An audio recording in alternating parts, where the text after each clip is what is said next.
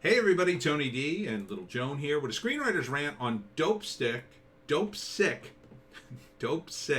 starring Michael Keaton, about the oxycodone uh, debacle, let's say, opioid debacle.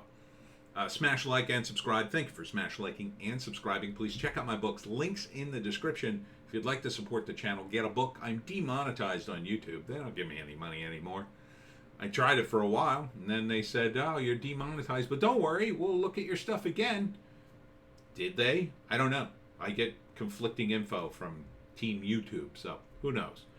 I'm not going to worry about it. I've moved on to Bitchute and Rumble, where you can see my other two videos and talk about more spicy stuff, I'll say.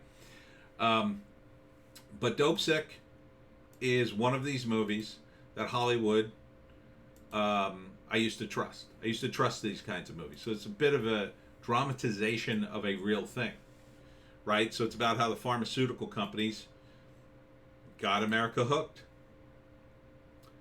The thing is, it's safe to make this movie now, right?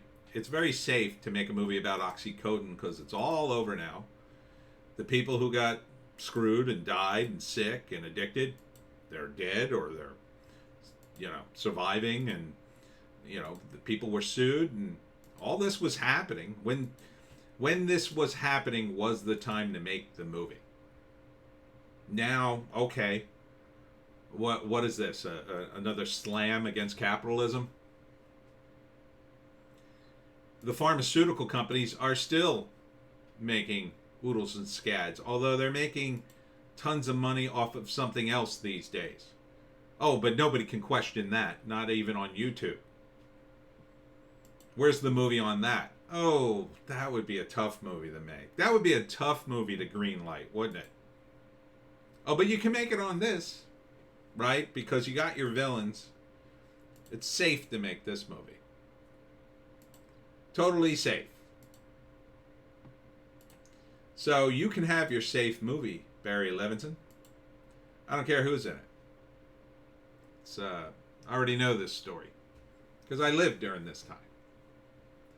It's like making the movie about the October 13th, if you're interested. It'd be like making a movie about September 11th and how we went too far with the surveillance and the TSA and all that nonsense.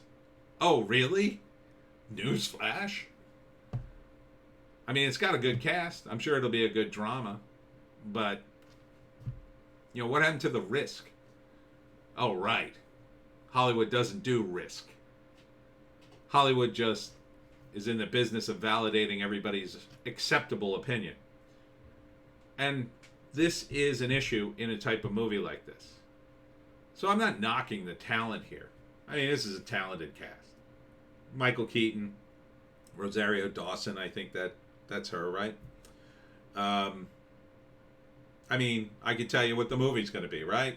First act. Oh, we've got so much pain in the world, and we got this great drug, and it looks so good. And Michael Keaton, and everybody's lured into, prescribing it. No, Joan, don't bark. I'm almost done. I'm being very self-righteous, and you're ruining the moment. So they put out the drug, and it shows you how the pharmaceutical companies glad hand everybody. That's a big thing you can take away from this, how the pharmaceutical companies send in salespeople and the techniques they use, and they put it in the trailer, and I'll give them credit for that. Oh, you got to bribe the receptionist, you got to bribe the doctor, take them to fancy restaurants. But this is no different than what drug dealers do. The first taste is free. It's no different. And it's no different, I think, than some of the stuff they do now. I was at a doctor and I got prescribed a drug for something that I didn't even need the drug, as it turns out. Because when I went to another doctor, he looked at my chart and the drug I was taking, said, "Why are you taking this?"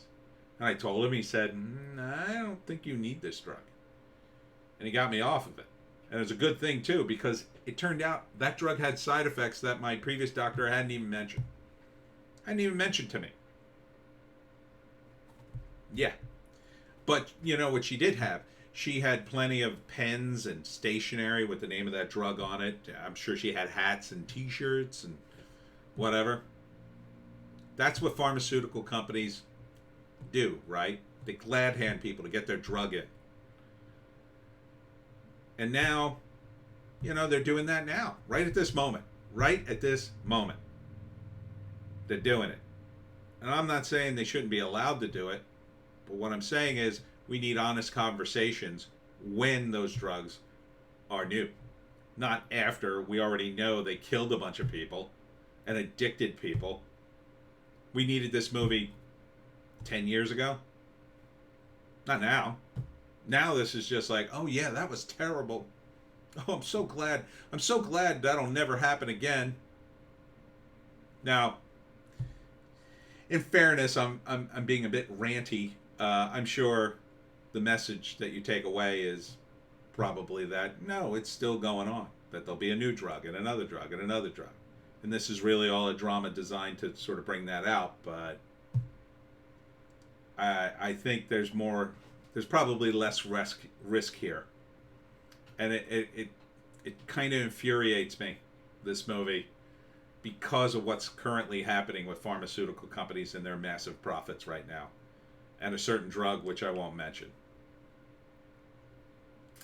So, I can't recommend this movie one way or another. I'm too kind of infuriated about it. But you know, the first act, everybody's addicted. Second act, they realize they're addicted, but the pharmaceutical company won't help. Government didn't really help either until it did. I mean, they're showing the government sort of being the cure-all at the end. You know, nothing like SWAT team members to help out the drug situation. Maybe if you had honest science instead of politicized science, this wouldn't have happened. And the third act, oh yeah, it was terrible. So many people died, and will this happen again? Yeah. Yeah. Some say it's happening right now. Anyhow, that's my sort of angry rant. I didn't expect to get that angry talking. And that's it for me and little Joan here. We'll see you tomorrow. Check us out on Bitchute and Rumble for more, well, maybe not as angry rants.